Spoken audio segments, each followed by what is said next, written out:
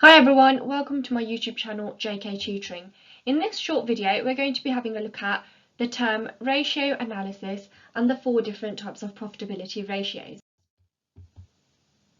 So what is ratio analysis all about? Ratio analysis allows for a more meaningful interpretation of published accounts by comparing one figure with another. It also allows for both interfirm and intrafirm comparisons.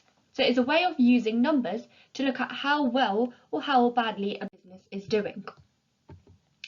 Now, ratios are used by internal stakeholders. So a stakeholder is anyone involved with the business, such as managers and employees, as well as external holders, such as investors and creditors. Profitability is a measure of the profit of a firm in relation to another factor. So it allows a more comprehensive assessment of the performance of a firm by comparing one figure to another. So therefore, ratio analysis is very important, as it helps us understand the profitability of the company, liquidity of the firms, and it allows you to simply plan ahead. So let's have a look at some limitations of ratio analysis. Now, it doesn't always work for all companies. It doesn't take into consideration inflationary effects, so the rate of inflation. It's not useful while comparing companies of two completely different industries. There's a difference in accounting practices, and it's a quantitative measure and not a qualitative one. So it doesn't take all factors into consideration, such as the social and economic factors. So the first ratio we're going to have a look at here is the gross profit margin. This ratio can help businesses to understand how much profit they are making from buying and selling goods. And this gross profit is without deducting all the costs. So gross profit divided by sales revenue times by 100 gives you your gross profit margin in a percentage.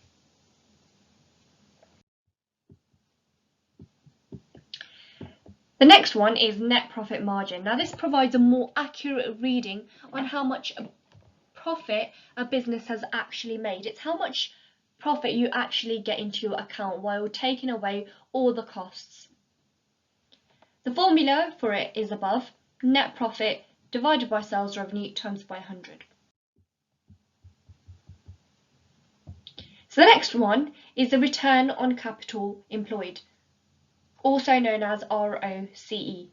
This is the only ratio that needs you to use both the profit and loss account and the balance sheet. This ratio is all about looking at how much money you get back from investing in a business. So whatever you put in, how much are you getting back? So the higher the value of the ratio, the better. It means you've got a higher return on investment. Remember to always look at what other firms in the industry are doing though, and how the business has done in the past before investing into that business. The formula for it is above: operating profit divided by capital employed times by 100. So the operating profit is taken from the profit and loss account, and the capital employed, you will find this out from the balance sheet of the business.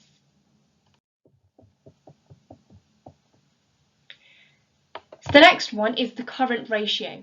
So the current ratio will help you to understand how easily a business can meet all of their liabilities.